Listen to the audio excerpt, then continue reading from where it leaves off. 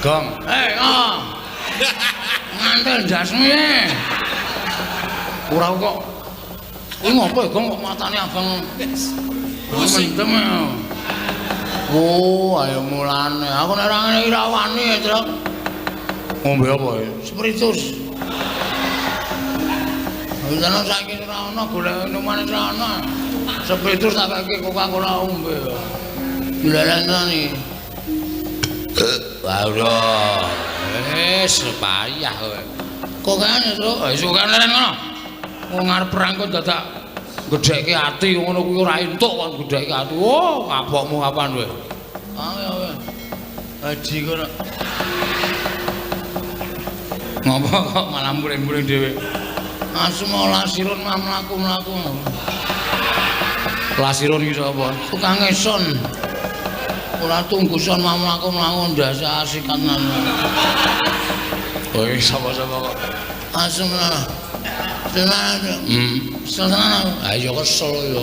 Dadak mbeni barang pengar perang kartu marwe dadak perno-perno. Ora sampe lak trajangi dhewe le. Oke. Menjadi ya, Tru. Ana kira-kira wae alah ngomong aku sae. Oh iya. Ana sing ngene ya. Ora ati ora sapa. Ah iya. Ora pandang brutu apa? Pandang brutu, pandang bulu. Aduh, mumetan aku. Ya wis rasa maju, tak maju. Soalnya aku nek konangan mah tak keplak yo, Gong. Wong lu rapi kok dienggo. Ulung sawangan aku. Ora dari namane to. Ngono ae dari namane. Ya wis ngono ae ndang duwe ning kene rasa perang. Nandang. Ajiker aku ditinggal dhewe. Awar turu ning pangkone sindan-sindan. Iku ngopo to Mas ora mari-mari adus kono. Wis gebyuri ndasku, Tru. Sapa iso? Dursasana. Udu. Sinuwun Mandura ngono. Hah? Sinuwun Mandura. Wah, macing. Gong. Sinuwun Mandura iki Sinuwun Mandura. Hah? Sinuwun Mandura. Asem iki krungu Kartomarma. Wow, selip kupinge ora. Sinuwun Mandura to? Mati awake dhewe. Hah? Mati. Kok iso? Durna saka kono, Sinuwun Mandura saka kene. Kono Cundamane kene Nenggala. Waduh. Iya, Tru. Ayo sembuh. Pasrah bae.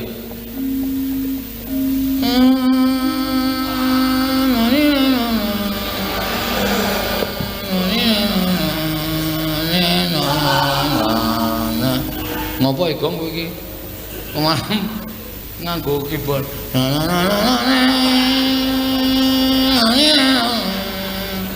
Kuwi lagu apa kuwi? Ratapan anak tiru. Sedih ta, Tru?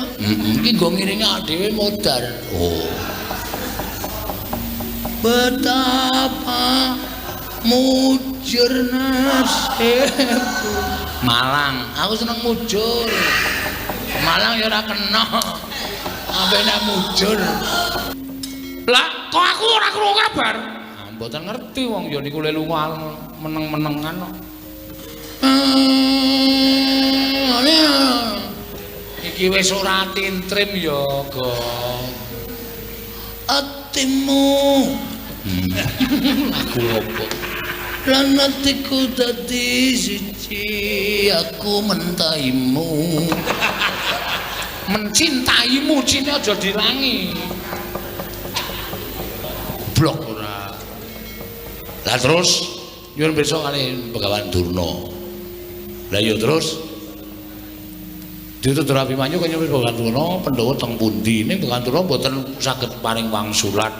Malah kula dikeroyok Kurawa. Lho. Malah kowe dikeroyok Kurawa? Nggih. Lah terus dadi perang. Ning sepira to banggane para Kurawa? Nyatane kula ya iso menang. Lah kok kowe iso menang kok mlayu-mlayu ki opo? Begawan Durna sajake ajeng mentala kali kula sinuwun. Mentala piye? Begawan Durna mentala kali kula dheweke nggawa cundha manik. Kula ajeng dipateni kalih Begawan Durna. Wah, panos maning cacaran kertane bawana.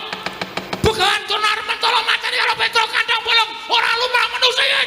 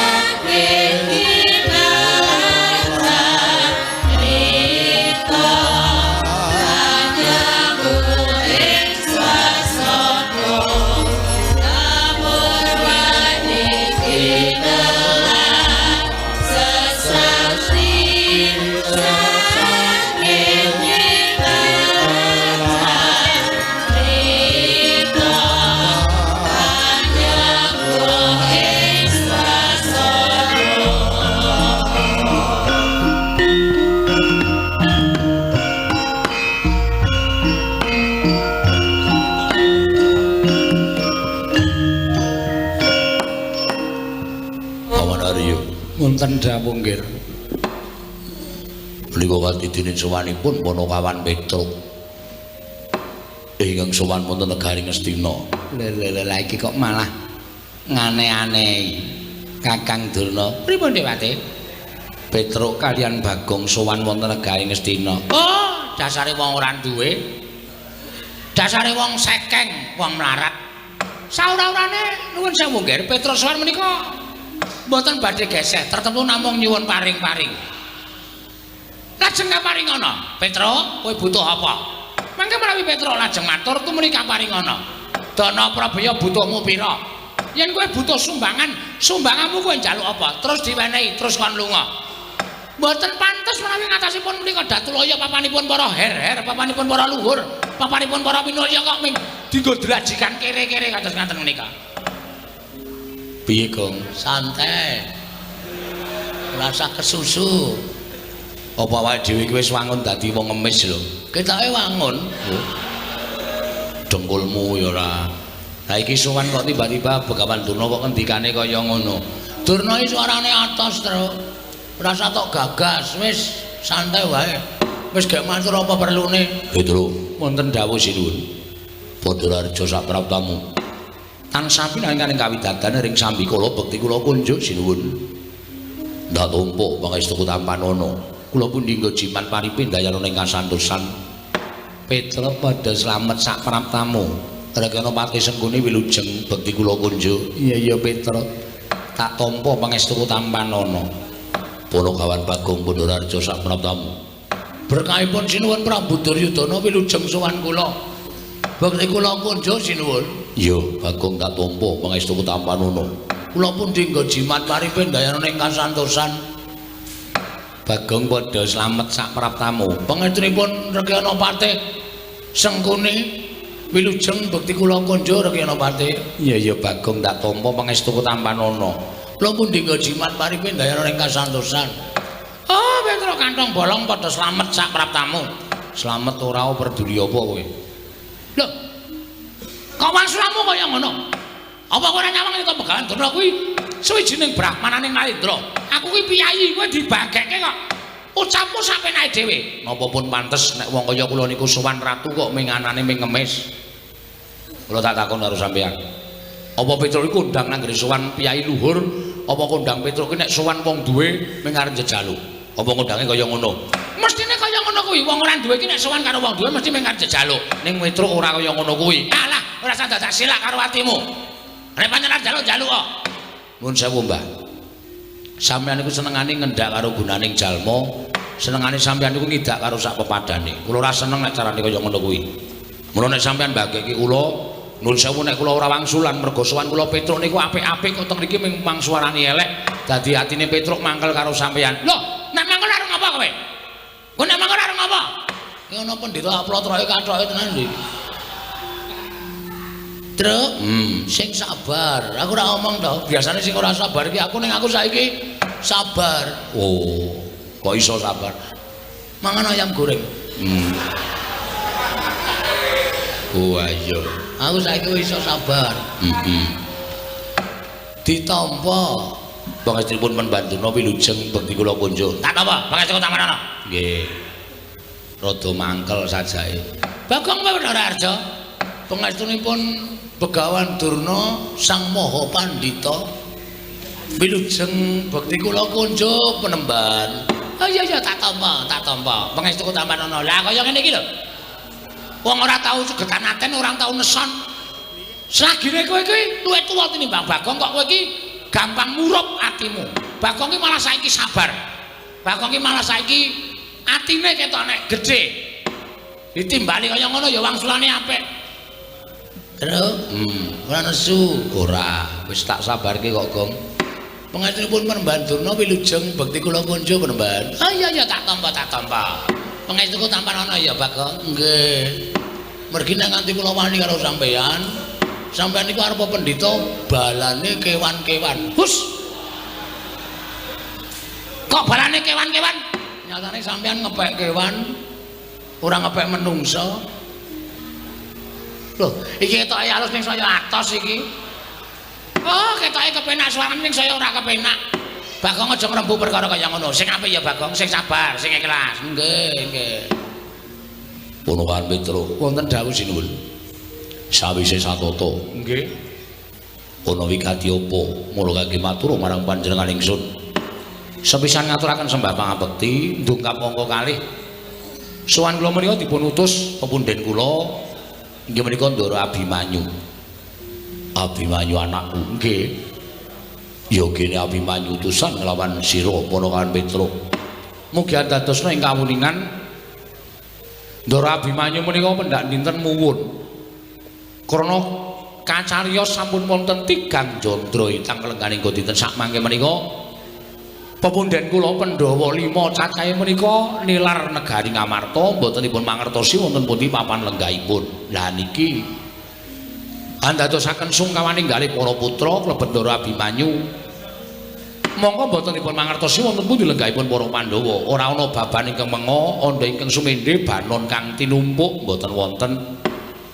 Malah sampun mboten kirang-kirang Ndara Abimanyu menika nyuwun priksa yanging sabdawarga ngrawuhaken para brahmana winasih sewa sugata miyang para nimpuna supados nambah utawa madosi wonten pundi lenggahipun para Pandhawa nanging gagar wigar tenantuk karya. Tumuli nalika semanten petang-petangan kali kula diitung-itung sapa pendhita sing kula disuwuni prisa. Lah kok magragap Ndara Abimanyu paring dawuh Petruk kowe sowan ning Sukalima. Gandeng Kanjeng Rama Kanjeng Wanjadipati kuwi duwe guru sing banget dibekteni. Mula nyuwun prisa karo Eyang Penemban Durna Pandhawa nilar praja kuwi lenggahe nek ngendi nek pancen iso nuduhake matur nuwun nek ora wis mangsa Baranga Petruk klepat kula nilar Tanjung Anom nganti kalih Bagong sowan teng negara Ngastina. Dados wigatosipun kula menika mboten gadhahi wigatos kaliyan Sinuhun Prabu Duryudana nanging nuwun sewu kula sowan mriki menika betah Begawan Durna. Mergi kala wau kula jujuk wonten ing Sukalima menika suwung. Mboten wonten tiyang babar blas lawange gembokan. Dumunten wonten cantrik sing matur kali kula nek Begawan Durna sowan teng Ngastina. Wes kula jujuk sowan mriki. Nuwun pangapunten nggih sinuwun. Sowan kula wonten sanipun Sinuhun Prabu Duryudana menika mboten betah kaliyan panjenengan. Ning kula badhe nyuwun ngampil Begawan Durna mboten ketang namung sekedhap kemawon. Badhe kula suwuni prisa wonten pundi lenggahipun para Pandhawa dinten sakmangke menika. Nek Begawan Durna saged ngaturaken kula akoni nek pendhita pancen kondang monyor-monyor pendhita kalukengrat wasis wasiteng ngesi. Ning nek Begawan Durna ora iso ngaturaken wonten pundi lenggahipun para Pandhawa pun sarembug kalih Bagong wiwit dinten menika Durna kudu minggat saka Ngastina. Pun ngoten mawon atur kula menawi wonten lepatipun nyuwun pangapunten sewu lepat nyuwun pangaksama. Oh Durna wonten dawuh nggih. Petruk matur kados mekaten. Bapak Durna sampun tanggap kula semanggaken kula caosipun Bawasesa. Petruk pripun Mbah? Kowe butuh karo aku to Panakawan? Nggih. Bakal takon apa? Mbok penak jagongan niku adu arep ora kok ungkur-ungkuran ndak ora kepenak li dirasake. Oh iya, aku tak maju. Nuwun sewu keparengaken kula majeng nggih. Kula semanggaken Bapak Durna. Durna ina panalingane rala majaring ratri. Linenggak jangganira kapisanan. Aneng merang Bratayuda. Ing Petruk, pripun Mbah? Kowe butuh takon karo aku? Nggih. Takon apa? Kacarios Pandhawa menika sampun 3 candra nilar negari Ngamarta. Dadosaken susah penggalipun Ndara Abimanyu, kula nyuwun dawuh.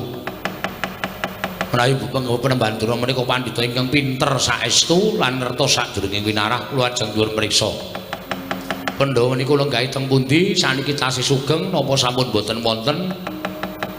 Bapa penemban Durna utawa Eyang penemban Durna kula aturi paring dawuh. Simbah Pendhita kula aturi paring dawuh. Pandhawa saniki teng pundi nek pun keteta keterangane ajeng kula jujuk papan lenggahi para Pandhawa. Ajeng kula jak bali teng negara Ngamarta kula kanthi kondur wonten negari Ngamarta. Kandhak plekundung swalu gembol semarante hawala. Petruk, pripun?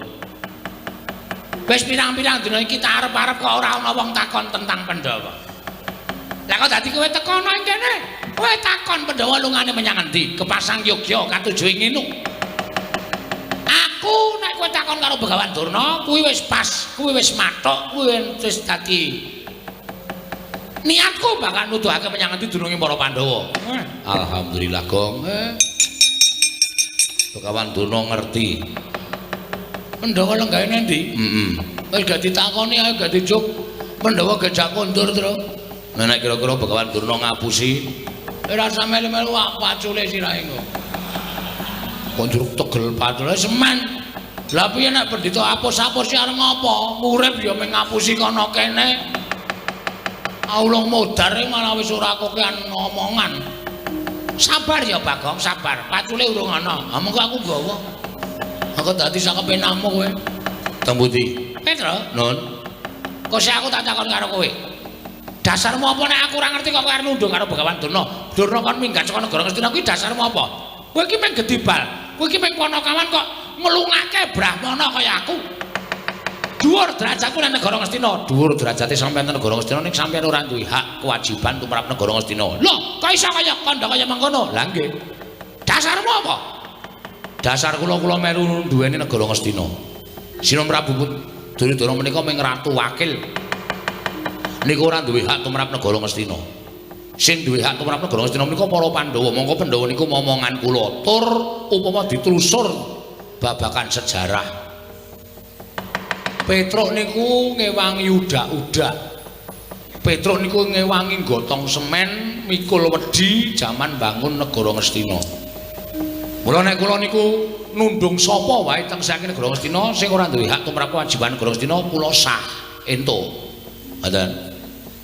Kaya sampeyan niku nek Ngastina dilenggahi pendhita sing ora ana nyatane sing putih ming serban karo ketune ning atine kuning jerone ndok bosok kula ora trima. Lho wong sampeyan minggat sing mriki. Ha to, Gong? Cocok. Ora minggat yo gajuli ya, Tru. Sabar, Gong. Aku sabar kok, Tru. Ya. Ora sak gampang nesu ora. Maton to dasar kula. Dadi arep sapriki niku sing dadi lenggah dampar Prabu Duryudana ning Petruk duwe wenang tumrap negara Ngastina. Kula sing bangun Datulaya, kula sing ngewangi udak-udak, kula sing wangi nggotong boto. Kula sing ngewangi makani para pekerja-pekerjane kula niku ya duwe andil tumraping negara Ngastina. Dadi aja dimengke. Sing duweni Ngastina niku mung para-para pengarep-pengarep boten. Pengarep niku duwe pikiran ning sik temandang ora ana apa arep dicor nganggo pikiran. Pikir, Mbah. Dan semanten ugi sing mikir ora ana nek ana sing tukang nyambut gawe ya ora mlaku. Mula loro-loro niki dadi siji. Aja diya diniya nek ora ana aku, ora bakal dadi kaya ngene. Sakniki tembung kaya ngono disingkirke. Niku tembung sing mikolahake awake dhewe, tembung sing gumendhung mergo awake dhewe. Aja ana aku. Niku pun mboten jalan, sakmenika pun mboten jalan. Sakmenika menungso niku kedunungan pikiran, kedunungan ati, kedunungan rasa. Nek gelem gumregah ngumrembihake tangan jangkake suku pikire gelem diolah niku napa-napa bakal kelakon mung kari gelem apa ora tembunge keset apa ora nek keset ya dadi wong rekoso nek ora mesti entuk dalan rejeki niku tumrap kula ngoten diar Petro isa dadi moden ya Tru nek mejang gleling ya Petro ki tur kenyataan kuwi ora mung omongan tok. Dadi nek sampeyan ora iso ngandhake ndara-ndara kula Pandhawa, tenan, kula ora mung ngomong goro. Kula ken lunga sing mriki. Kula ken ngangkati sandangan sampeyan lemari-lemari kula ken ngangkati tumpake gerobak terus minggat nduh teng pundi sampeyan papan pernai. Nek aku lunga mesti digoleki para Pandhawa, kula sing matur. Nek Durna wis lunga, kowe mesti didukani karo para Pandhawa. Nuwun sewu, Pandhawa ki arep juragan kula, kali kula wedi. Kali kula ngitung. Mergo apa? Pandhawa ki niteni karo kabecikane wong liya. Ngoten. Pandhawa ki niteni karo dharma bektine batur-batur kaya kula niki. Pandhawa niku ora tau lali karo dharma bektine kaya kula. Mula arep kula niku ora sowan mbok suwene 7 taun. Nek kula tiba-tiba sowan ten negara Ngamarta, dirangkul karo para Pandhawa. Petruk tanpa kowe aku ora iso kaya ngene. Petruk tanpa kowe Pandhawa ora kaya ngene kahanane. Niku lho apik-apike bebudene para Pandhawa. Mongko wong kaya ngoten niku angel, golek-golekane angel. Ngoten. Dadi kula suwun sampeyan niku nek umpama dadi piyayi ya ngelinga karo labuhane para kawula-kawula, ngelinga karo labuhane karo wong-wong cilik. Nggih, aja sak kepenake dhewe. Ngoten. Petro, nun. Barang kowe kandha kaya mengkono aku pengen jujur karo kowe. Jujur napa? Blaku tang terus terang aku ora ngerti Pandhawa endi. Lah kok wau muni ngerti? Aku mamang kepengin nutup-nutupi. Neng barang kowe ngandhake kaya ngono kok terus luwe becik aku jujur karo kowe ning nuwun sewu nek kowe ngelungake aku ora gelem. Lah nek ngoten kula peksa. Lah nek kowe maksa karo aku, tegese kowe ngejak sulaya karo Bagawan Durna. Kula sulaya karo sapa-sapa ora wedi waton kula menika bener. Ngoten. Nek pancen sampeyan ngejak sulaya karo Petruk, sampeyan ora gelem lunga saka negara Ngastina, mergo iso ngandikake Pandhawa lungane nendi? Lah nuwun sewu, teng pundi papane wong neter Katidayan. Lho, paningan karo Bagawan Durna sing kula wedeni apa mau metu jaba Petruk kowe metu jaba dhisik sakpurnaning masyarakat aku meneh keterangan karo kowe janji goro ditenono ana pendhita tak ileng-ileng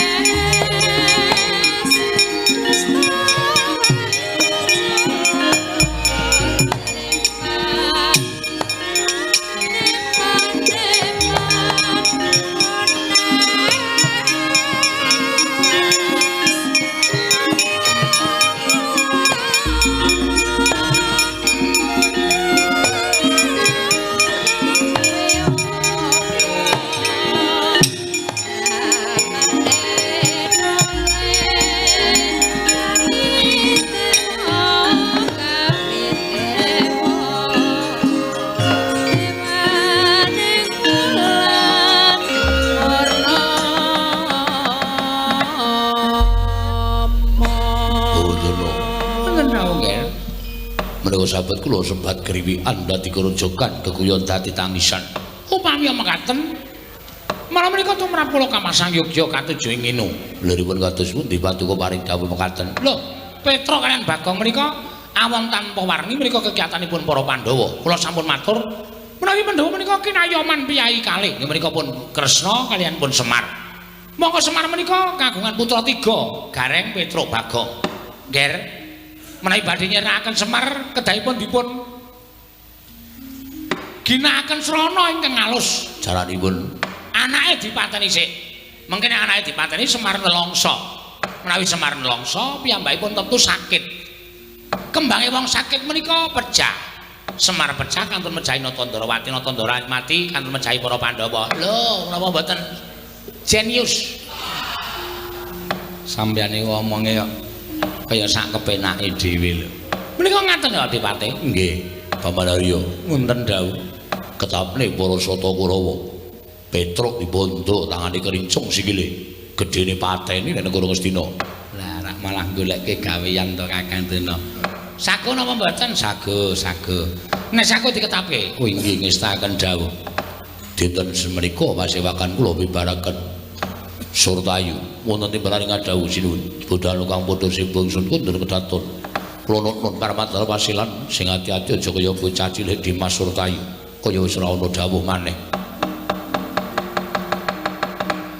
purna gatining pananggilan sanadyan kundur kedaton jeluk saking dampar kula nampi gambaran gading kadhiraken sangganing Promban Cedi manggung ketanggung Joko Paloro ing sami ngambil upacara ning Keprabon gawe setengah saking Mandra tindaknya Sri Naranata lamun katinon saking Mandrawa kaya tansah reruntungan tindaknya Sri Naranata wau Man Sengguni pripun kabare enten pawartos napa ngawi sangganing para Sata Kurawa manwerti Paman Sengkunar metu nglatar numpak dukar kula Dursasana nungsung kabar lho. Man Sengkuni numpak mitmini. Kula Dursasana nungsung pawarti werta Man Sengkuna numpak kereta kula Dursasana nungsung pawarta. Man Sengkuna sedase atos kula nungsung pawarta lho. Pamanadyan putra pun Kartomarma cemadung dawuh. Paman putra pun Swatama cemadung dawuh. Lah Bat.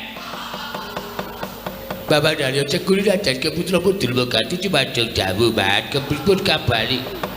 Wonten pawastos napa kula cemadung dawuh, Man? Kula pun Citraksi nyanyadong dawuh, Man. Pripun kabare wonten Bapak?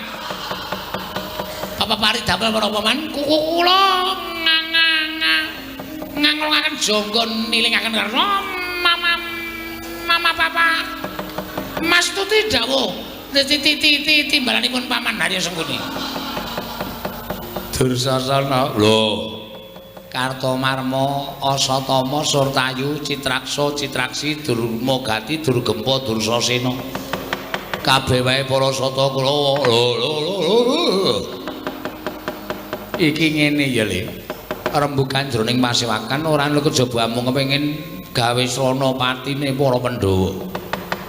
Nanging durung rampung gone padha rembugan babak angalyani jujul anusuli. Sowane Petra kantong bolong ngandhakake ento Pandhawa ninggal praja Ngamarta. Monggo wis sawetara wektu Udakara wis sak telung candra.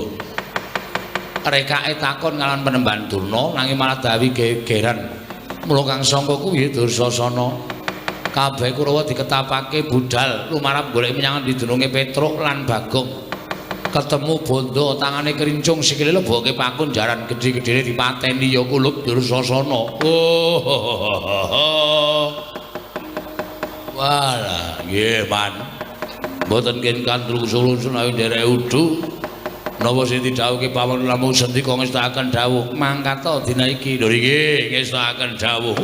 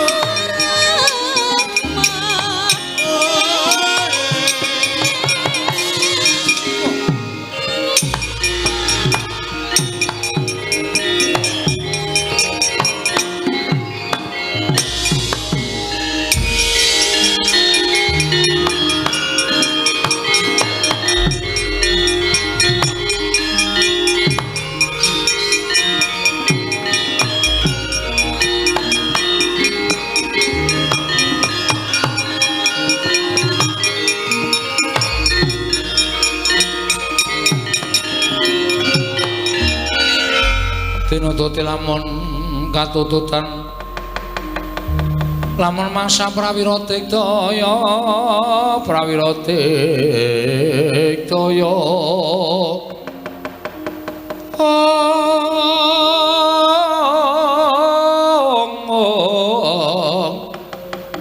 Ronanggono magawe kelarira wang-wang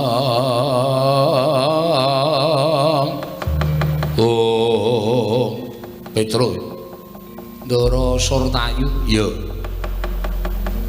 enten apa Gusti kula entosi Didi Kurawa sing kula tenteni sanes Parasata Kurawa ning Begawan Durna sing kula suwune prisa teng pundi lenggahing pundhing kula Pandhawa ingkang sampun sawetawis wekdal nilar praja Ngamarta Petro nun Blokasuta wae Begawan Durna Bapa Penemban Durna ora prisa menyang ndi lenggahing para Pandhawa Mulyan kowe takon karo Bapa Penemban Durna, aku sing bakal meni mangsulan karo kowe.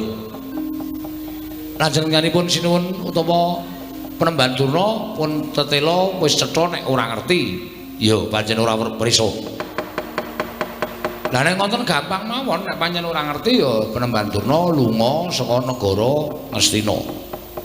Lah terus sampeyan rawuh mriki pigatosipun aku didhawuhi dening Paman Sengkuni kene nyekel karo kowe. Nyekel napane? Lho, awakmu kersane tak bondo tak krincung sing kaleboke pakunjaran. Gedhe kok tak pateni Petro.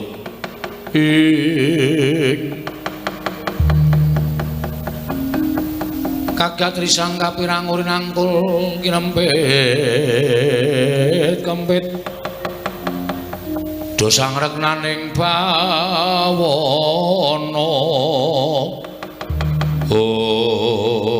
belajar ora ngerti sangkan marane lha kok malah Petruk tekan negara Ngastina kok kaya arep dikrenah patine mula ora usah dadak kowe bangga ora usah dadak kowe selak ulungna tanganmu tak bondo tak krincung sing bagi pakunjaran Mas nek pancen sampeyan arep mateni karo Petruk monggo ning carane sapi mang jagal sik nek wis kula ambruk ora duwe daya mang pateni kula manut wani karo Surtayu sing tak wedeni awam kowe biyen tekan saniki kula mboten wedi karo sampeyan pecah diadamu sirna margolayu mang maju mriki jajal-jajalan karo Petruk minggir kok ya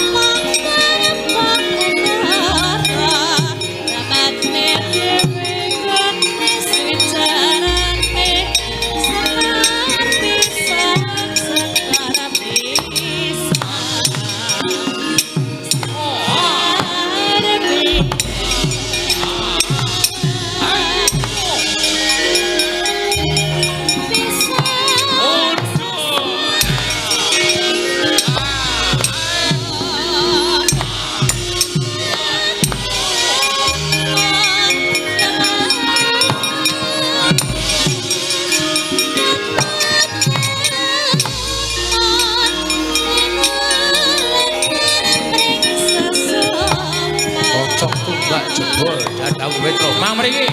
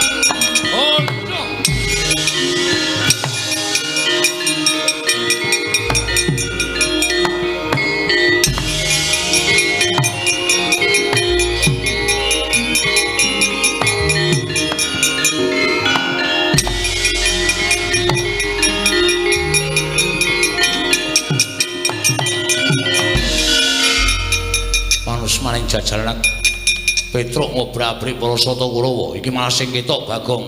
Iki Petruk ngejak aku, Mas. Nek aku ora tumandang karya, nek aku ora nyambut gawe dikira aku ora ngewahi karo Petruk. Lho, wani karo Kartomarma. Aja kok mung Kartomarma. Karto ndelosor aku. Wih, iki merganing patimu sirna dening aku. Ayo, panggau tak ayoni. Kene marganing patimu Singalena Prabing Lalis. Lakon dadi penjangkamu. Iki merganing iki arep wis kabar. Kok mung ngono-ngono wae. Mati dening aku. Go gaceng sirahmu wae mo karo Marma.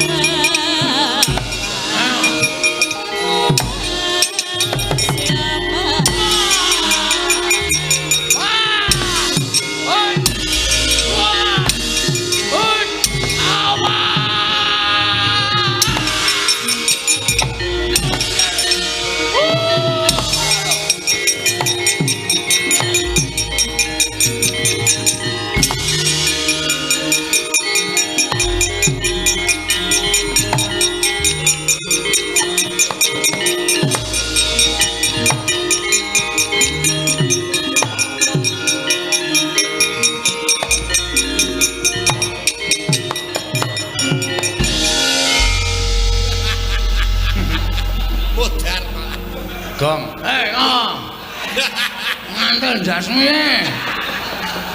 Ora kok. Kuwi ngopo ya, kok matane abang. Mendem ya. Oh, ayo mulane. Aku nek ora ngene iki ra wani ya, Truk. Ngombe apa ya? Spiritus. Wis ana saiki ora ana golek minuman ora ana. Spiritus tak kake Coca-Cola ombe. Dilalani. Waduh. Wis payah kowe. Kok kene, Truk? Iso kene ngono. Wong arep perang kok dadak gedhekke ati ngono kuwi ora entuk kon gedhekke ati. Oh, kapokmu kapan kowe? Ayo. Haji kono. Ngopo kok malah muring-muring dhewe? Asma lasirun mlaku-mlaku. Lasirun iki sapa? Tukang eson.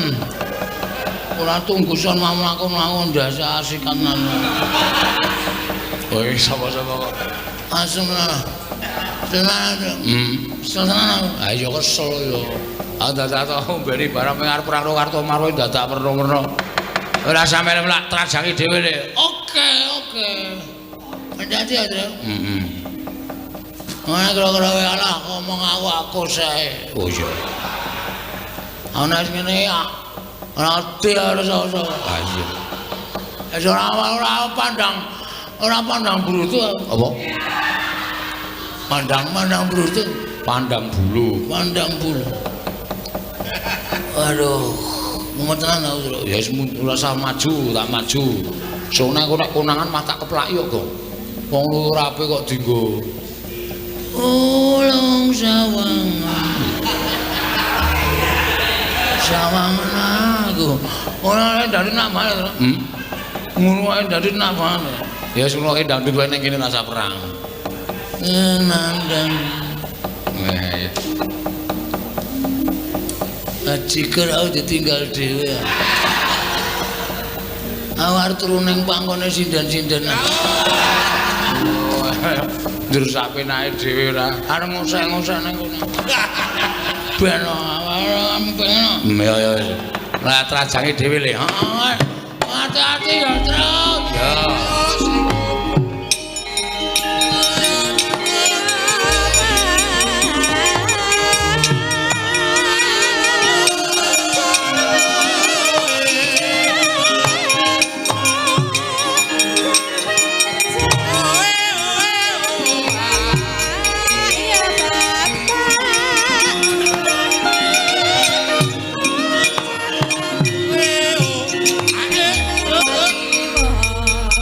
Jah kula man. Petruk seprika-sepriki mboten sesuda kekuatane. Ning malah saya mempenge mboten kanten-kanten kula sumanggaken.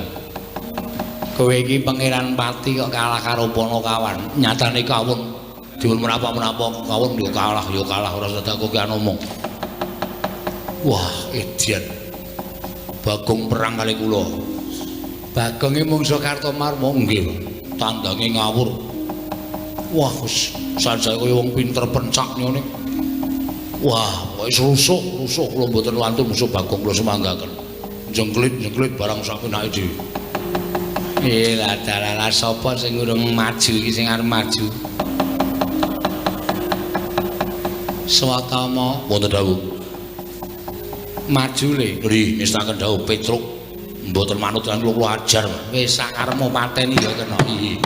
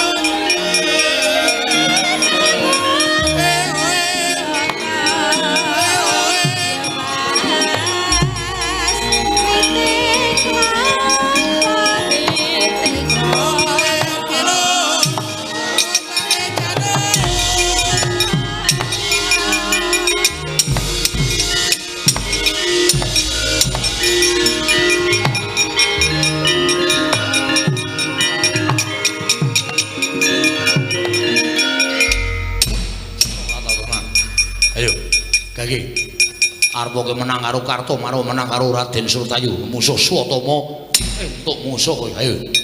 Ayo Walesan. Petro kowe diantemi kok menang wae mlirik matamu. Kowe menungso apa kowe? Kowe panjenengan apa? Lah kok dadi kowe menang wae. Ayo Gage. Ayo Walesan. Kowe ngece karo. Kowe ngino karo. Dumeh tak antem ora apa-apa, matamu mlirik. Anggemu aku ya anak pendhita, kowe mung anak batur. Diantem kok ora apa-apa malah mencicil mripate. Anggemu apa? Ayo, kowe malah suaraku, malah suaraku.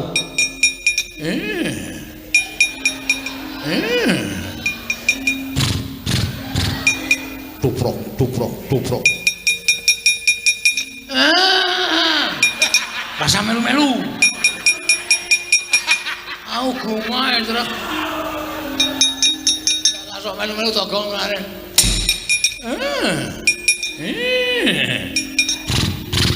Duprok, duprok, duprok.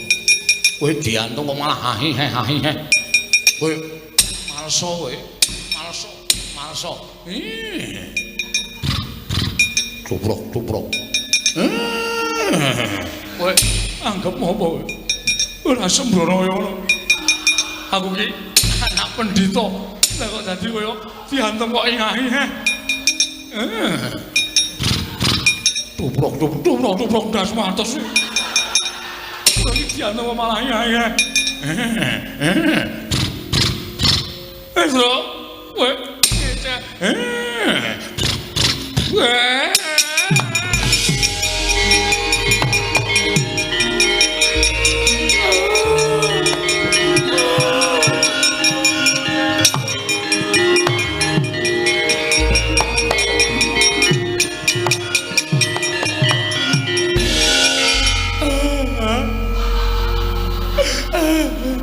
Elem.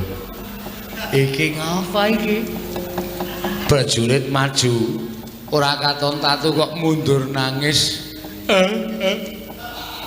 Man, Ngapa? ati kula sakit, Man. Kak Rara kenapa? Manah kula sakit.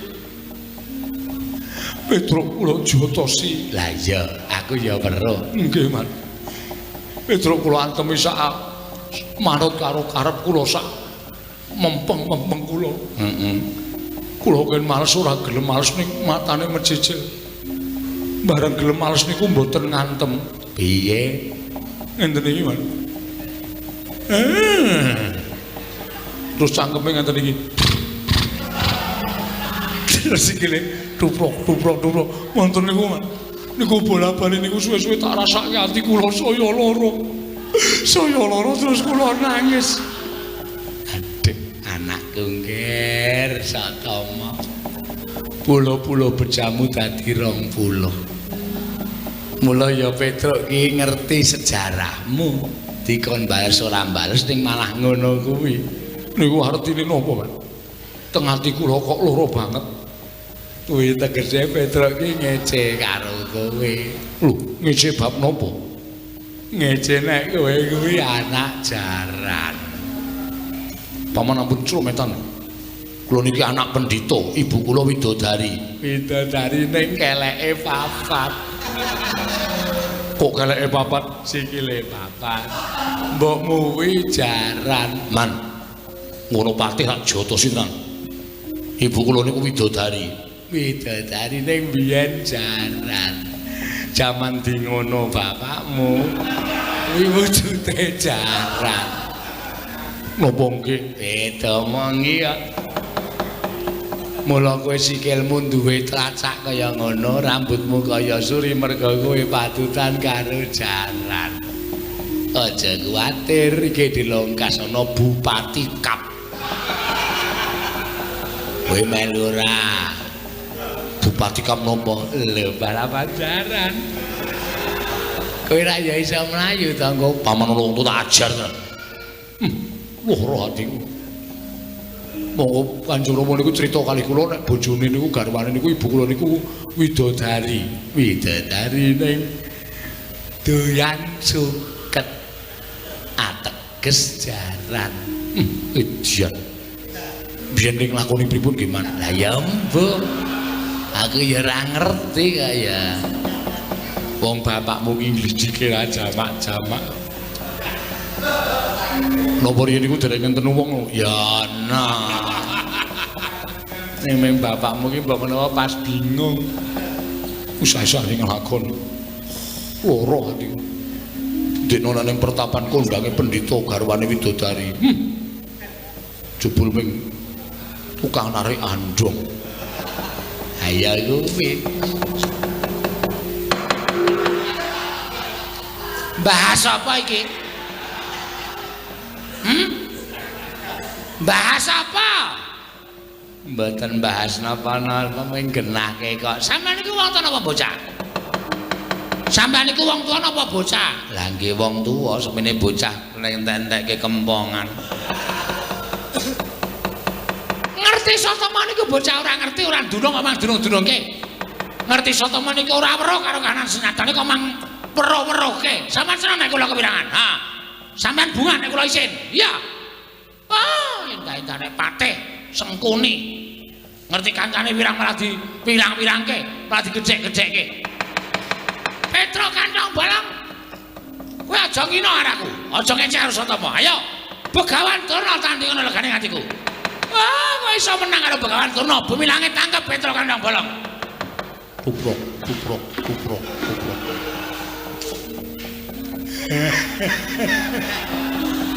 Kono guyu kono. Bahagia. Hah? Sukacita kowe. Nek ana wong kepirangan kok senenge ora jama-jama penyakit ora. Ayo Petro. Adu antos sing balung mleting kulit. Yen perlu kowe nggawa pusaka. Pusaka apa? Aku ora bakal wedi. Ayo kono kan masuk lekane atiku. Tubrok, tubrok, tubrok. Tubrok, tubrok, tubrok. Tubrok. Tubrok. Tolong rungokno.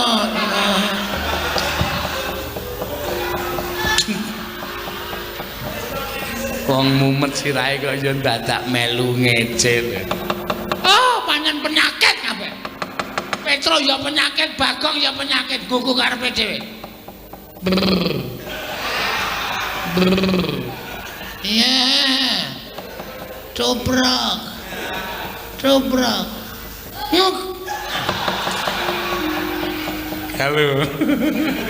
Ditirokke nek jarane jengking. Jengking kasmu kuwi.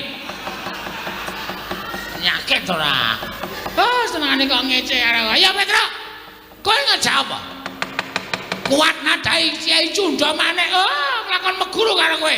20 tahun keparat. Tubrok, tubrok, tubrok, tubrok. Dobrak, dobrak. Toprak, toprak, toprak. Siamene malah ngejak setar balapan jaran.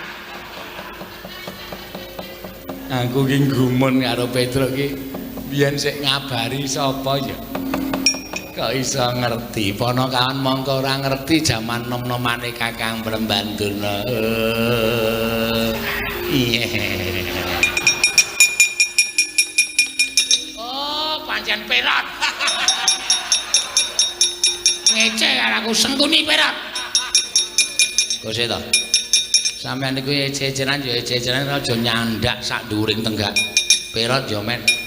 Wong sampeyan yo eleke kok dadak pendhita kok irunge kok manuk bedet. Ya men, nek ora Perat cangkeme. Nek ora bedet irunge. Nek ora Perat cangkeme. Bedet Perat. Bedet Perat. Bedet.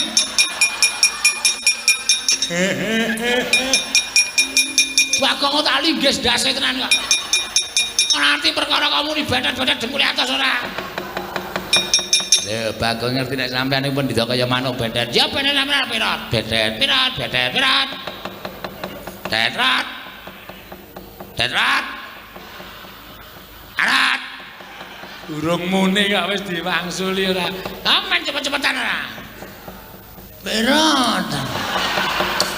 Oh, cah adil kae nek mrene ngeje sampean nek merono meje kula. Meneng mawon. Nggih, nggih. Diem, nggih. Anggere sing ngecit-cit tendiangi sampean. Mboten, Mbak.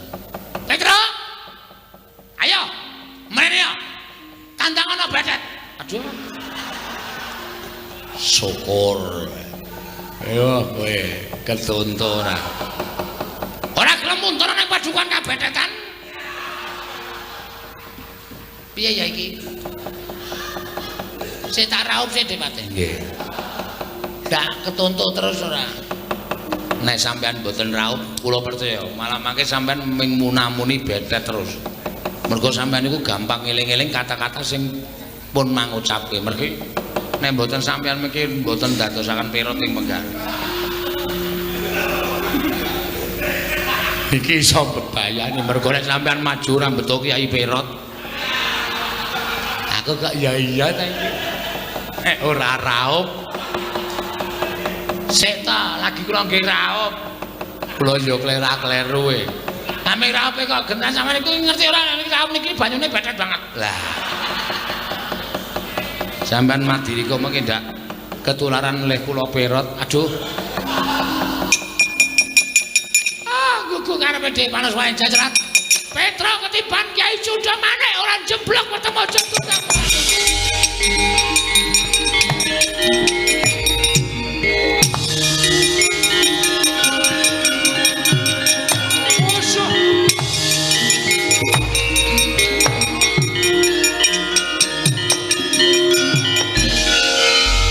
Oh lah, kawan dulu kok ngamuk tenan. Nggawa Sunda maneh. Muruk mubiar kaya ngono kae. Gong, le, mlayu le, mulih ayo mati tenan ade.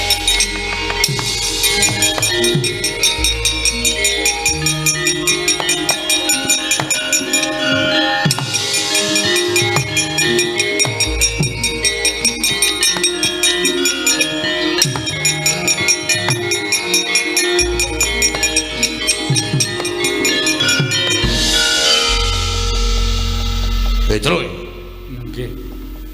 Diar Rono temu Durna rene ketemu Sinuwun Mandura Petro kantong bola gawe geger negara Mestra menungsa apa kawan glandang ning kono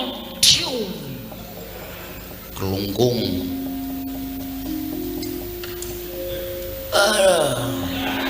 itu ngopo to Mas Rono ora mari-mari adus kono kita gebyure ndas Petro sapa iso Dursasana. Uduh. Ngawur. Sinuwun Mandura ngono. Hah? Sinuwun Mandura. Wah, mati. Gong. Sinuwun Mandura iki Sinuwun Mandura. Hah? Sinuwun Mandura. Asem iki krungu Kartomarma. Wow, selip kupinge ora. Sinuwun Mandura to? Mati awake dhewe. Hah? Mati. Kok iso? Durna saka kono, Sinuwun Mandura saka kene. Kono Cundamane kene Nenggala. Waduh. Iya, Tru. Ayo sembuh. Pasrah bae.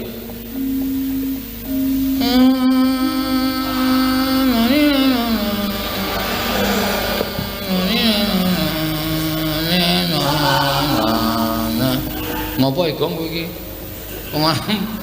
Nganggo keyboard.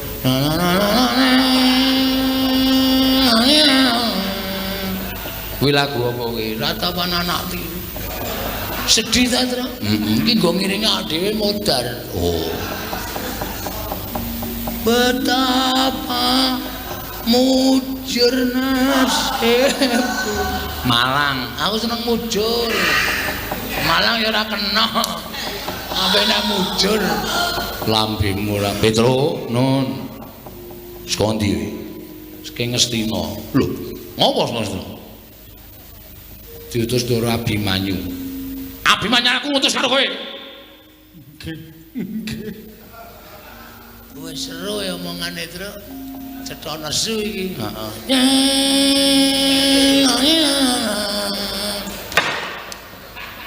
Dupandasmu kowe. Anggrana sedya anane ana.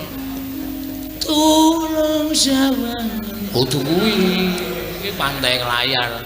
Aku lagi nyiptake bedayane ora iso rampung tak pentas ki ya terus. Iya. Ngopo Ngastina? Ditut Doro Abimanyu. Lah ya Abimanyu putus kowe ning Ngastina apa? Panjenengan boten prisa to? Ora. Ndara Pandhawa niku pun tigang candra kisah saking negari Ngamarta. Lho.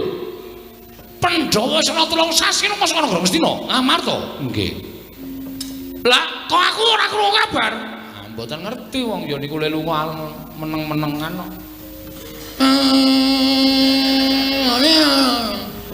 Iki wis ora tintrim ya, Gong. Atimu. Aku opo? Lan atiku dadi siji, aku mentaimu. Mencintaimu, cine aja dirangi. Blok ora. Lah terus nyuwun besok kali Begawan Durna. Lah ya terus ditutur Abimanyu kaya nyuwun Begawan Durna Pandhawa teng pundi ning Begawan Durna mboten saged paring wangsulan. Malah kula dikeroyok Kurawa. Lho. Malah kowe dikeroyok Kurawa? Nggih. Lah terus dadi perang. Ning sepira to banggane para Kurawa? Nyatane kula ya iso menang. Lah kok kowe iso menang kok mlayu-mlayu ki opo? Begawan Durna sajake ajeng mentala kali kula sinuwun. Mentala piye?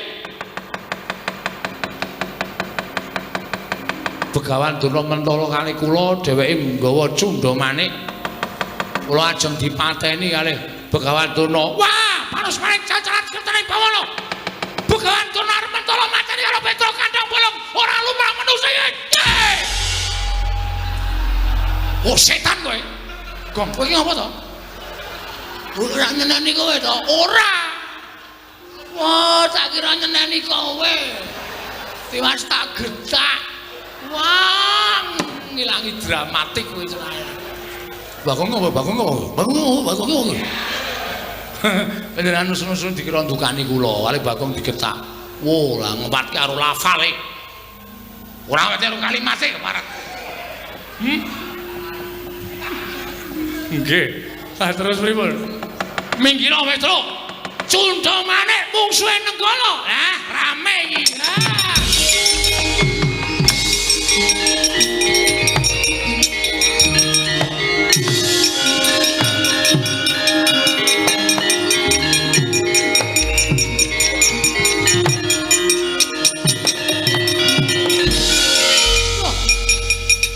Prabu Mandura. Nggih. Nglika Kyai Nenggala wonten menapa? Nggo ngembari wong tuwa sing kurang gawean nggawa pusaka tengah-tengah awan ngene iki arep ngopo? Arep ngopo sampean nggawa pusaka? Anu namung mlampah-mlampah nggih. Mlaku-mlaku pripun?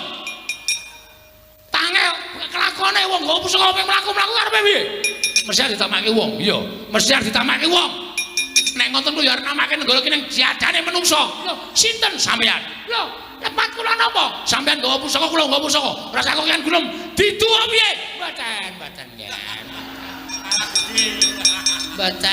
Mboten kula sampun ngakeni kelepatan. Singgahke. Nun, singgahke. Dilebokke. Nun, dilebokke. Kowe. Diwerangkake maksud kula. Oh nggih. Oh, wis malah konangan kaya ngene iki. Wong tuwa sampeyan iku kula ngerti, nggawa Nenggala arep mateni Petruk to. Nah, sing nggawa Nenggala sampeyan. Cundha maneh ajenge mateni Petruk to. Sir kula ngoten. Sare kula tak takon karo sampeyan. Nggih. Petruk niku sapa? Petruk niku Manakawan. Baladewa niku gedene sing niki tau tate dipa karo Petruk. Baladewa niki iso dadi ratu mergo labuhane Petruk. Baladewa iso mukti Wibawa Cakrawati bau dedom niku mergo labuhane Petruk. Dadi nek ana sing arep nyekara karo Petruk, sing arep gendak sikara karo Petruk, sing arep minta Allah karo Petruk, Baladewa ora trima. Nggih, leres menika. Petruk nika ya gedhe labuhe tumrap negari Mandura. Petruk menika ya gedhe labuhane tumrap paduka anak Prabu Baladewa. Mila sapa sing arep mateni karo Petruk padha karo wani karo Sinur Mandura. Lah, sampeyan ngerti? Ngerti. Lah kok sampeyan arep mateni karo Petruk? Kula mengajeng mateni lampune Petruk kok. Mboten Petruk mengajeng mateni lampu ngarepan omahe Petruk. Lah kok dadak go cundha manik? Nggih namung kagem girigoda dhateng Petruk kemawon. Anu piye arep coba-coba iki ngopo iki? arep tiru-tiru sampean. Ning kata-katane ora cetha. Ayo Bali. Bali mboten Bali sampean gawe nesune Baladewa. Kula teng negara Ngastina digawe kagol ati kula. Kula sowan ados ka negara Mandura tekan negara Ngastina digawe kagol ati kula. Teng mriki ajeng gawe kagol. Napa kira-kira bukan tular mani karo Baladewa? Langsung kan bangsa mawon.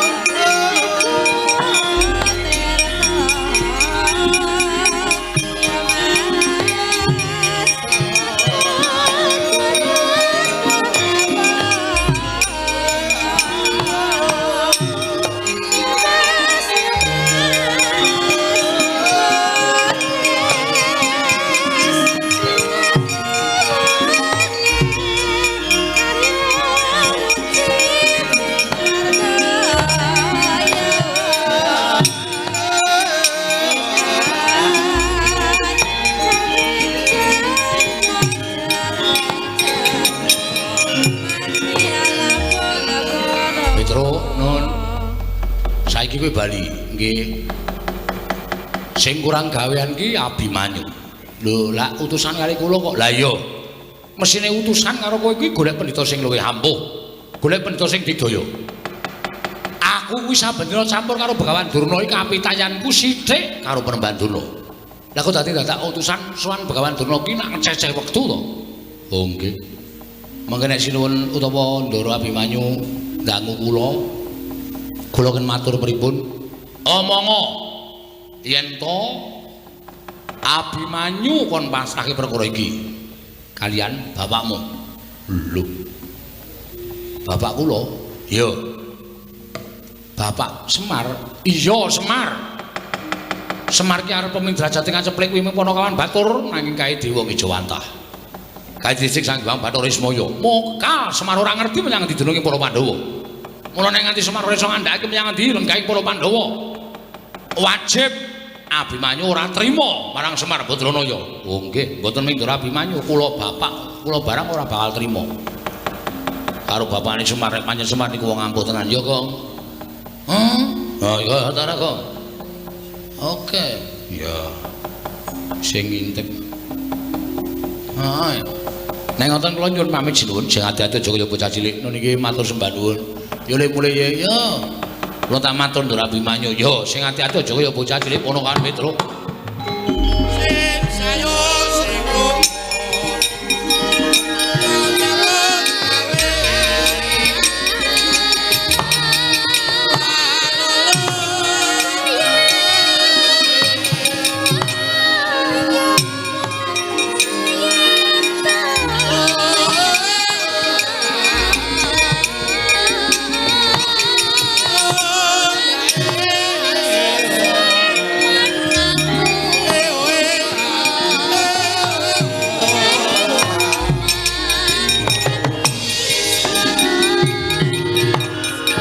Sritina ning Pasewakan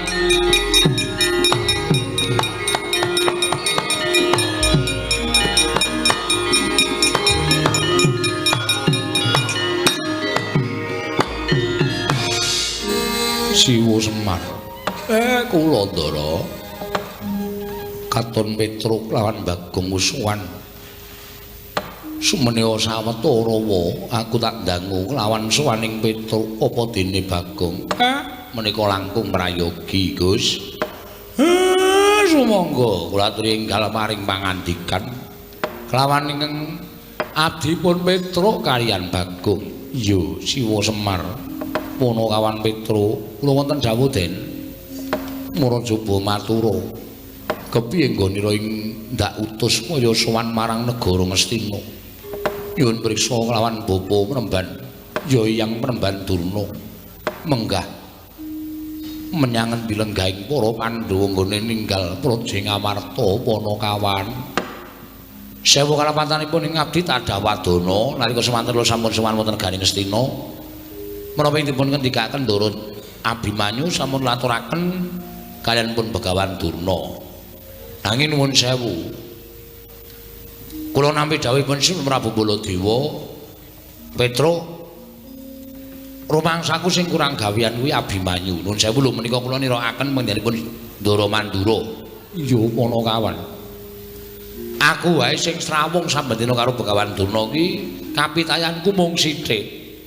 Lah kok dadi Abimanyu kok dadak utusan karo kowe supaya nyuwun priksa karo Begawan Durna. Lah mbok nek nganti Durna ngerti tugelen gurune Baladewa.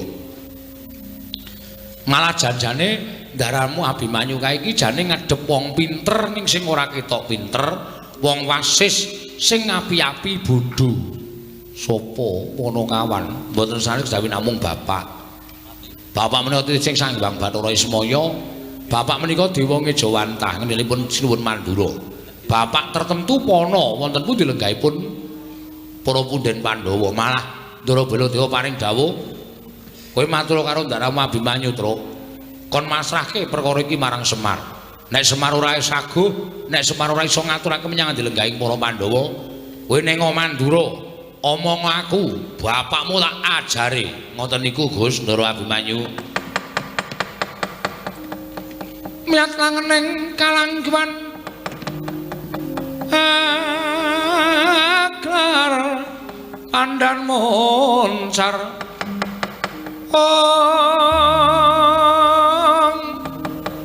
tinon ler kekonang surmsara tetan padang kasur lan pacaring purnameng ngekono dasare mangsa katiga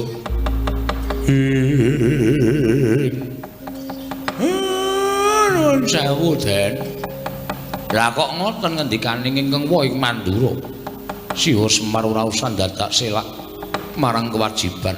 Oh ngerti lamun Siwa Nayantaka kuwi lebu pamonging para Pandhawa.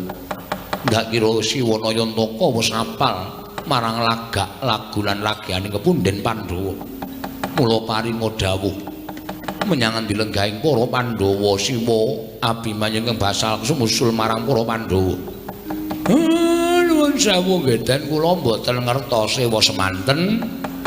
Sampun kinten kula badhe wisuh lumuh ngentasi perkawis. Den, awi mangtutke laku jantraning Semar kula kanthi mlebet wonten telenging Wanawasa ngupaya ingkang Rama inggih menika punden para Pandhawa. Mengkono Siwa Nayantaka nggih ya yen pancen kaya mengkono ayu anakmu aja ning keritut luntat laku ning Abimanyu. Monggo Gus kula dherekaken Den. Semareka Den prayitna semuriris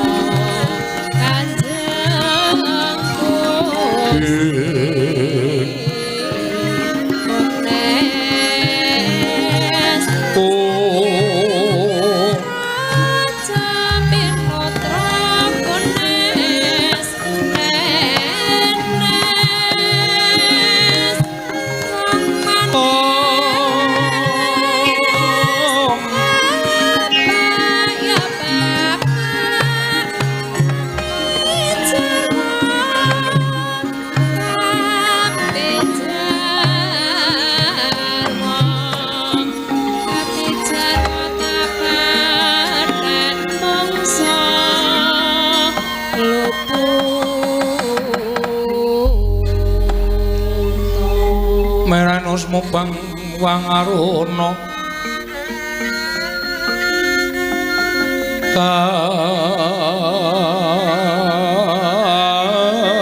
kadinetraning uga rapuh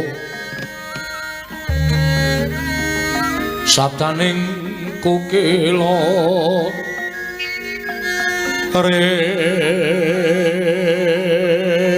kanikara sakatar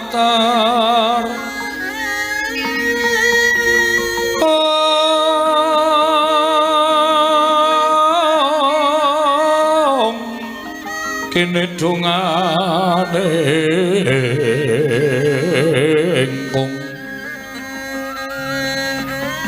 ler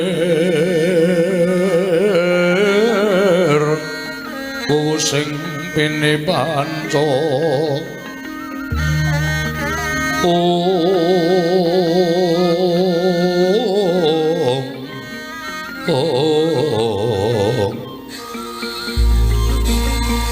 Bapak toking hayam wono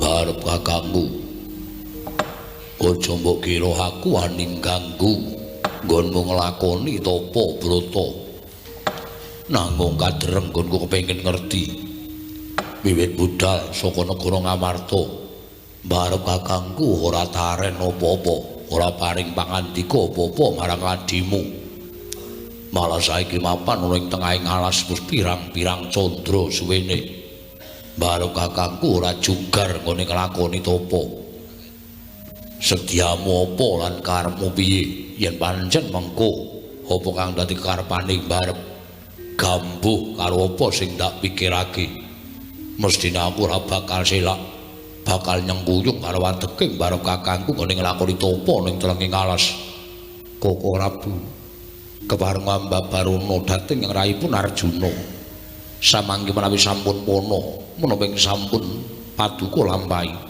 tartemtu ingkang raya nyengkuyung dhateng kersa paduka Kanjeng Koko Prabu.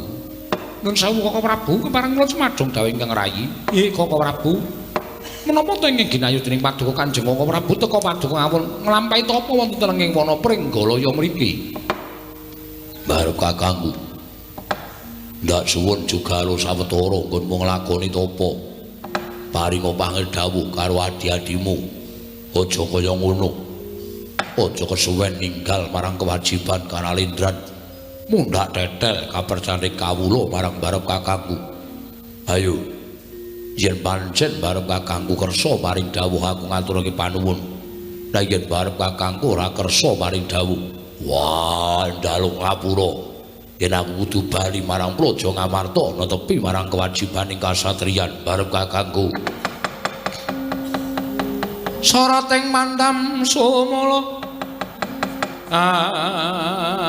madangi jroning masanean ngenangi wadana katon remu-remu kalingan ngangrengeng sang Dyamanang kong sumungkem guling ing dara Arjuna wonten timbalan kembar Wonten dawuh Prabu wonten dawuh.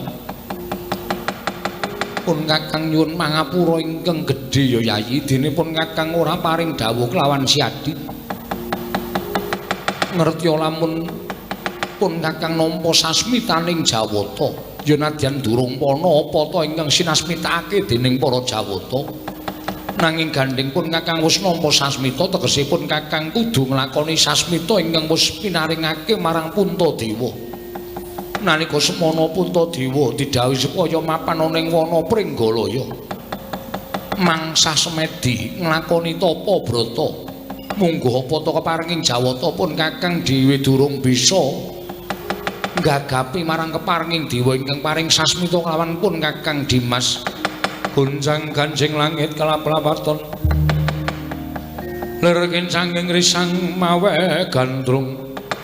Ing dereng ngantos paripasami Mbawacana kasaru saking katebian kapireng penangising peksi Dara ingkang ngarujit penggaling Sang Puntadewa.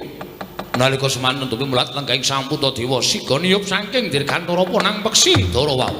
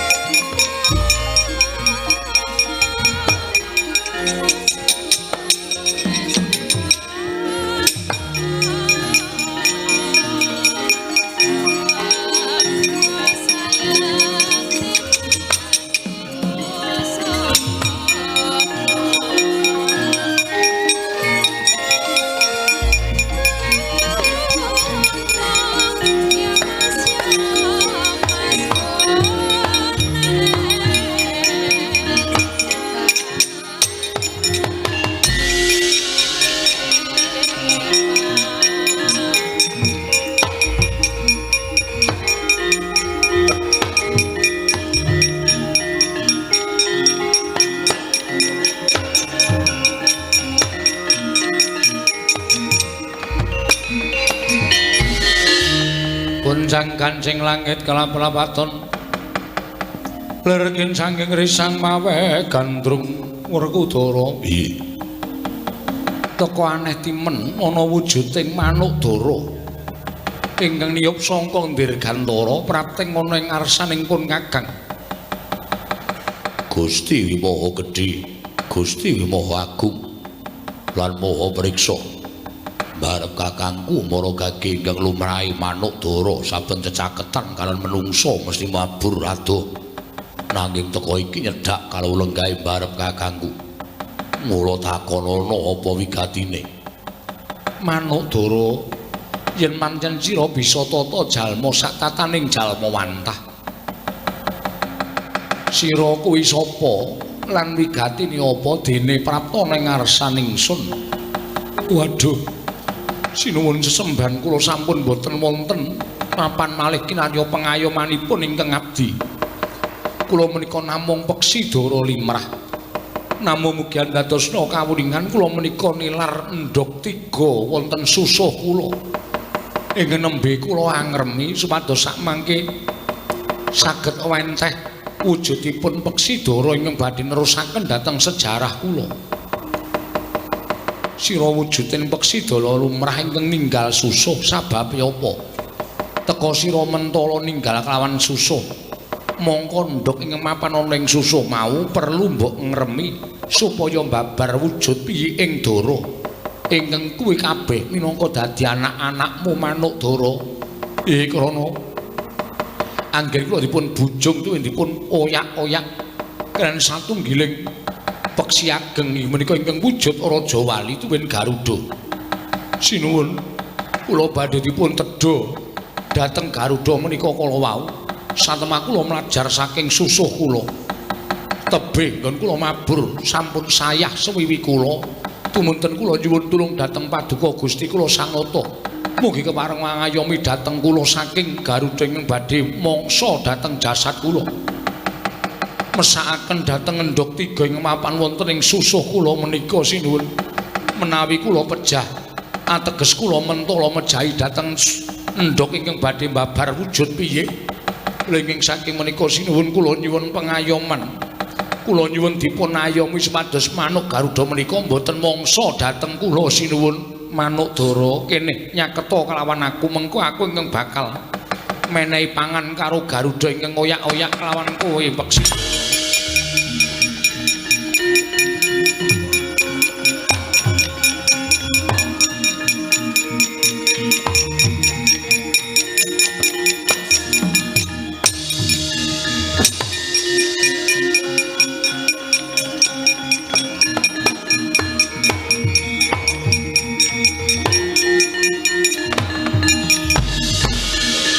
Kahangro sesumbar lindhu bumi gunjing kumaludha guntur ketup ing manuk Dara wonten dawuh sinuwun apa iki aran Garuda ingkang motha-motha kelawan sira inggih menika ingkang badhe mangsa dhateng jasad kula Garuda sira kuwi wujuding manuk ingkang gedhe nanging sabab apa sira teka ora ngayomi marang wujuding manuk Dara ingkang luwih cilik tinimbang Garuda malah kowe bakal mangsa marang manuk Dara. Nuwun sewu sinuwun. Menika sampun dados kodrating gesang manuk Dara menika kedah dados mangsa kula. Apa kowe ora mesakake manuk Dara lagi ngremi ndok cacah telu ing susuhe kudu mati dadi mangsanmu. Ateges kowe uga mentala mateni marang anake manuk Dara ingkang isih wujud endhog mapan ana ing susuk. Babar kawis menika sanes tanggal jawab kula. Ingkang wigati kula namung manut dhateng kodrating Gewang Mahanasa bilih Dara menika dados mangsanipun ing abdipun Garuda menika. Mula kang sangka kuwi aku nyuwun kelawan sira goleka manuk liyane sak liyane manuk Dara iki. Merga iki sing duwe kewajiban kudu neteskake endhog ing mapan ana ing susuk. Sampun boten saged yen to ora bisa saiki kowe nyuwuna marang Puntadewa. Nyuwuna marang aku. Sira njaluk ijol manuk apa? Mengko aku ingkang bakal golekake waton aja manuk Dara iki. Iki mesakake manuk Garuda. Mboten. Kedah Dara menika ing dados mangsa kula. Lah banjur karepmu piye? Paduka sinten? Aku Nalindra Ngamarta Prabu Puntadewa. Walah dalah nyuwun pangapunten Gusti. Najan kula wujudipun Garuda parandene kula menika mangertos bilih Prabu Puntadewa nika Nalindra ingkang lila lair terus ing batin.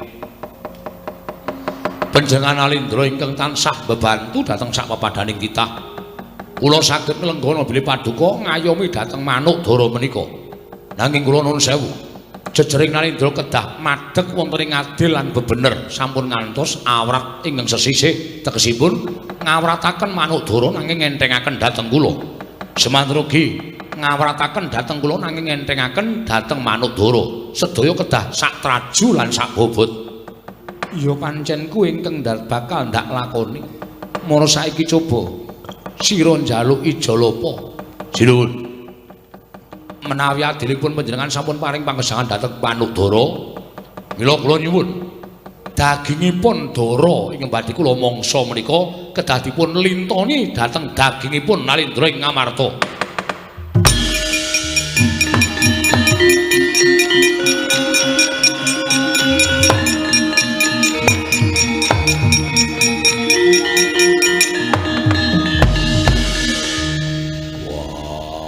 Arep kakangku. Kowe arep ngopo? Kok ora Bu Paduka badhe menapa? Werkudara. Nggih. Aja nyaruhe pun Kakang Arjuna, ora usah dadak matur werna-werna. Mbok menawa pancen iki panggasah pangungkaling jiwa tumraping Puntadewa. Garuda wonten dawuh. Apa ingkang bakal sira aturake lan wis mbok aturake marang Prabu Darmakusuma bakal tak wujuti. Ora wegah nggonku bakal menehi ijol daging ingkang bobote padha karo manuk Dara. Kabeh dadi srana nggonku ngrampungi perkara iki kanthi adil lan bener. Werkudara. Nggih. Arjuna kula wonten paring adhawuh. Goleka watu sartane wujuding kayu ingkang dawa. Manuk Dara iki arep tak timbang karo boboting daginge Puntadewa Janaka.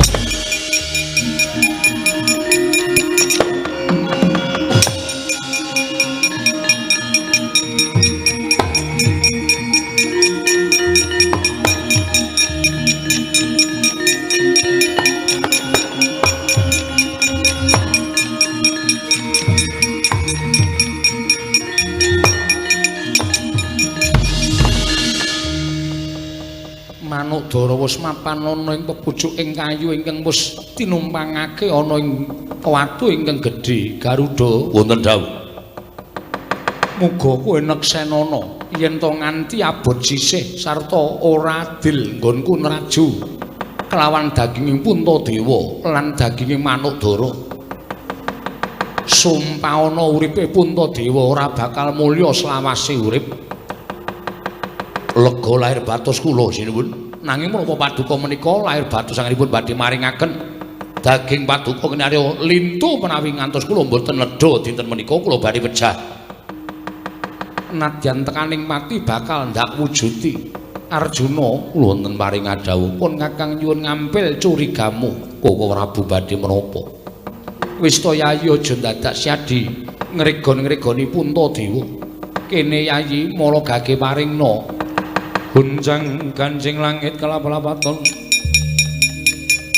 lergin sanging risang mawe gandrung ing Manuk Garuda wonten dawuh mara gagi wis padakno ora bakal aku wegah nglakoni perkara iki mbok menawa kanthi kaya mengkene memungsuanmu lawan Manuk Dara bisa rukun kowe bisa golek pangan liyane Manuk Dara ingkang dadi mangsanmu. Yata laruta saking godha sang Kurakala. Yen namutusa Sang Sri nyandak ukiraning curiga.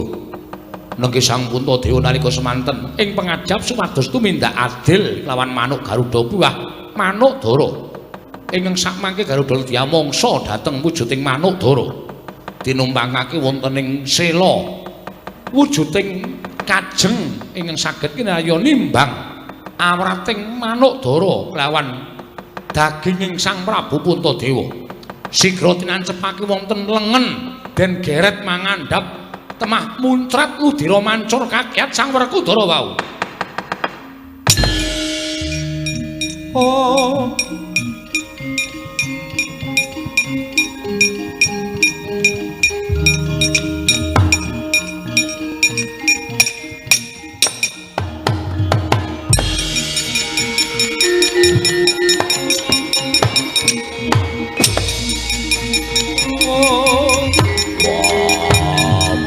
Kakangku Koko Prabu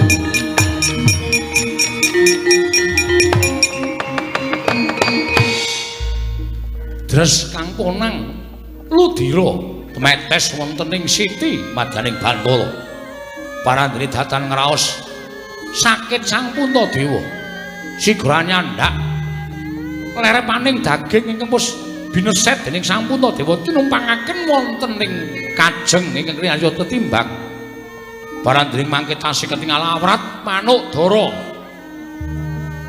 Sigra datan wigih ringa-ringa nyandak curiga den beset asta ingkang sisih kiwa mengandhap ngantos dumugi tlapakan. Katon malerah astaning Sang Puntadewa wau. Oh.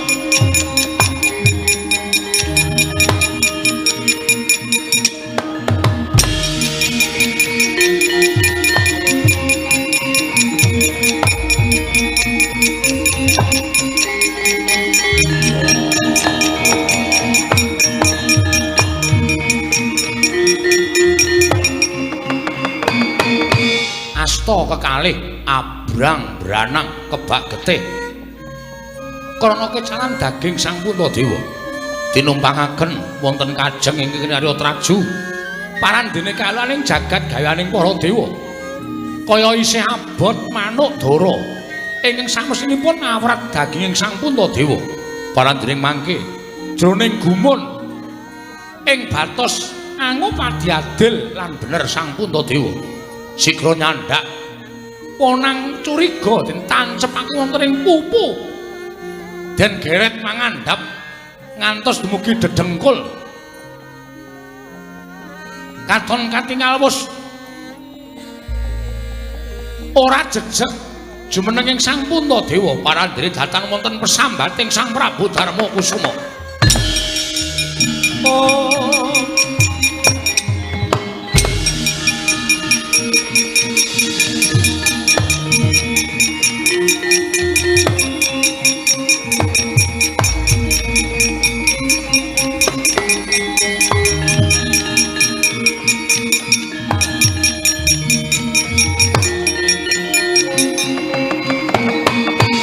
Pupu kiwa tengen wis bimeset dening Sang Puntadewa. Namung katingal inggih menika wujuding suku ingkang abrit krana kekebaan getih. Parandene samangke tasih ketingal awrat manuk dara kaliyan daginging Sang Puntadewa. Saya datan kuwasa Sang Werkudara. Wah, barep eling. Wah, aja mati mergo kowe ngeboti nyawane manuk dara. Kok Prabu kula nyuwun wangsul curiga. Kok Prabu mugi kula pantune maringaken. Wah, barep aja edan. Pantok puntaning tekad Sang Puntadewa. Asta suku parandening mangke tasih awrat manuk dara sigra nyandak curiga. Den tancepake wonten ing padharan sumembur punang ludira dawah kalenggak sirna margalayu Sang Darmakusuma wau. Oh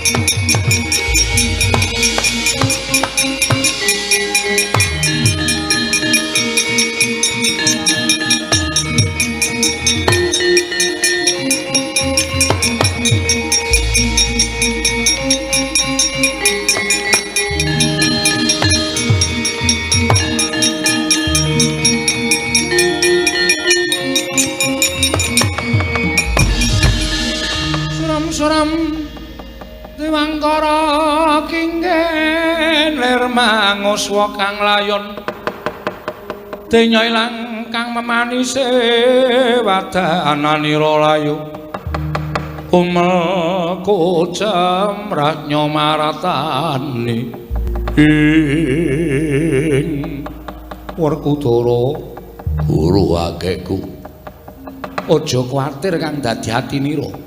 Arjuna kula wonten maring adhawuh ngerti yo lamun ingkang dadi Garuda mau yekti panjenengan ulun wondene ingkang dadi manuk dara mau Kakang Pukulun Bathara Narada ingkang wis sarembug nedya nyoba marang lair batine kadangmu Pambayun ya kuwi Si Puntadewa. Wah nanging barep kakangku wujude nganti kaya ngono. Wah, saiki malah tekaning pati. Mboya tekaning pati ulun ingkang bakal ngusadani kelawan kadang kita Darmakusuma. Wah, Bathara Guru kageku mangsa Baranga.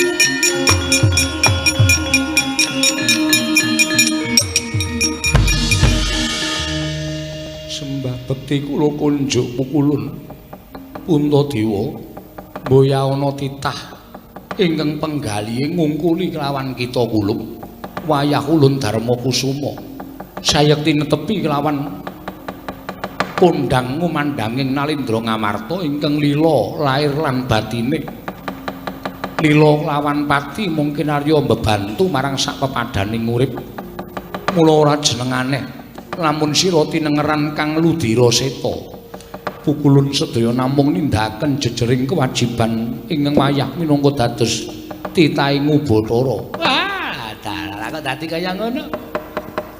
Ora ana kok manungsa apik-apike bebudane ngukuri Si Puntadewa mula ora jenengane.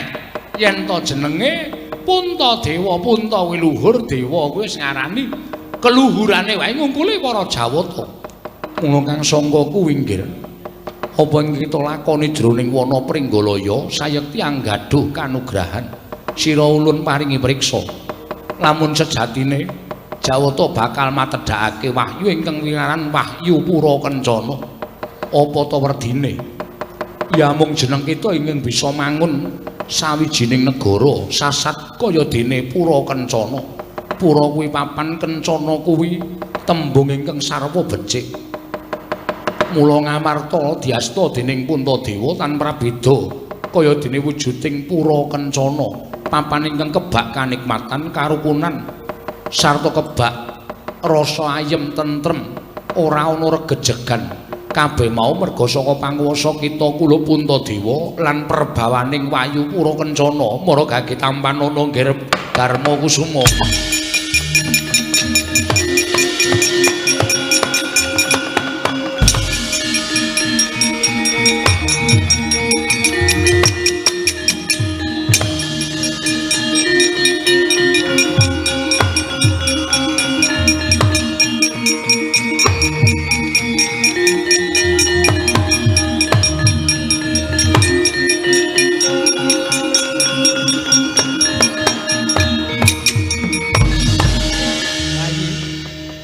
Bingung ngantos persasat mboten ingkang raka mboten wangsul dhateng Garing Ndarawati pengajaping manah kula mboten patiya kula badhe wangsul dhateng Projeng Ndarawati mboten pinanggih kan para Pandhawa Koko Prabu netepi dhateng sasmitaning Dewanggaya kanugrahan menapa wahyu Pura Kencana. Barep kakangku wis kelakon kedunungan wayu Pura Kencana jagat Dewa Bathara pun kakang melu seneng pun kakang melu bungah yayi kula mangayu bagya lan ngempil dhateng kamuktening wahyu Pura Kencana menika yayi.